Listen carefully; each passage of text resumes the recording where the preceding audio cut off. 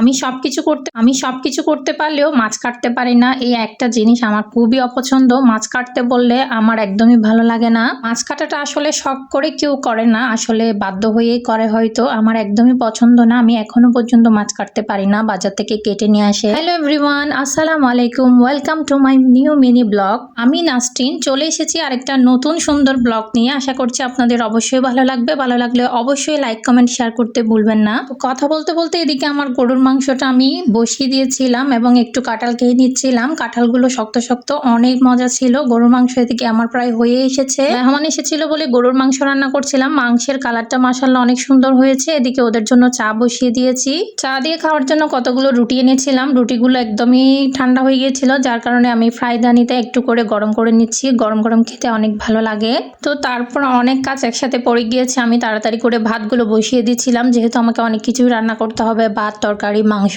মাছ, তারপর আরো অনেক কাজ আছে। মেহমান আসলে হয় কি, বাসায় অনেক কাজ পড়ে যায়। তো আমি তাড়াতাড়ি করে ভাতগুলো বসিয়ে দিয়ে তারপর আমি অন্য কাজে চলে যাব। রাইস কুকারে ভাতটা বসিয়ে দিলে কাজটা অনেকটাই কমে যায় মনে হয়, কোনো রকম দেখতে হয় না, ভাতটা হয়ে একদম বসে থাকে। আমি সবসময় আগে রাইস কুকারে ভাতটা বসিয়ে দিয়ে দেন অন্য কাজে যাই। এরপর আমার যে মাছগুলো এনেছিল, মাছগুলো আমি খুব ভালো মতো ধুয়ে পরিষ্কার করে নিচ্ছিলাম। মাছটা আসলে অনেক বড় ছিল, টুকরোগুলো এবং মাথাটাও অনেক বেশি বড় ছিল। দেখতেই বোঝা যাচ্ছে মাছটা কিন্তু খেতে অনেক বেশি মজা হবে। তো মাছ পরিষ্কার করতে করতে এদিকে আমি চিরা করেছিলাম। চিরাটা একদম ভিজে গিয়েছিল, যার কারণে আমি সবাইকে চিরাটা দেওয়ার জন্য চলে এসেছি। এটা একটু ভালো মতো মেখে নিয়ে দেন আমি একটা বাটিতে করে এগুলো নিয়ে নিচ্ছি। এগুলো খাওয়া দাওয়া শেষ করে এরপর আমি আবার মাছগুলো ধোয়ার জন্য চলে এসেছি। মাছগুলো ধুয়ে এখানে অনেক থালাবাটি হয়ে গিয়েছিল, থালাবাটিগুলো খুব সুন্দর মতো পরিষ্কার করে নিচ্ছি। সিঙ্কের মধ্যে অনেক থালাবাটি থাকলে আর কাজ করা যায় না, যার কারণে থালাবাটিগুলো আগে পরিষ্কার করে নিচ্ছি যাতে কাজ করতে সুবিধা হয়। এরপরে আমি মাছগুলো আবার আরেকটু ভালো মতো পরিষ্কার করে নিচ্ছি। প্রথমে সবগুলো একসাথে ভালো মতো পরিষ্কার করে নিয়েছিলাম, এখন একেবারে রান্নার জন্য আরেকটু ভালো করে ধুয়ে নিচ্ছিলাম। ধোয়ার সময় মাছের মাথাটা অনেক বড় লাগছিল, যার কারণে একটু দেখানোর চেষ্টা করছি। মাছের মাথাটা 2 টুকরো করে দিয়েছিল আমাকে। মাছটা বাজার থেকে কেটে এনেছিল বলে আমাকে কিছুই করতে হয়নি। আমি একদমই মাছ কাটতে পারি না, যার কারণে সবসময় এভাবে কেটে নিয়ে আসে, আমি জাস্ট একটু ধুয়ে রান্না করি।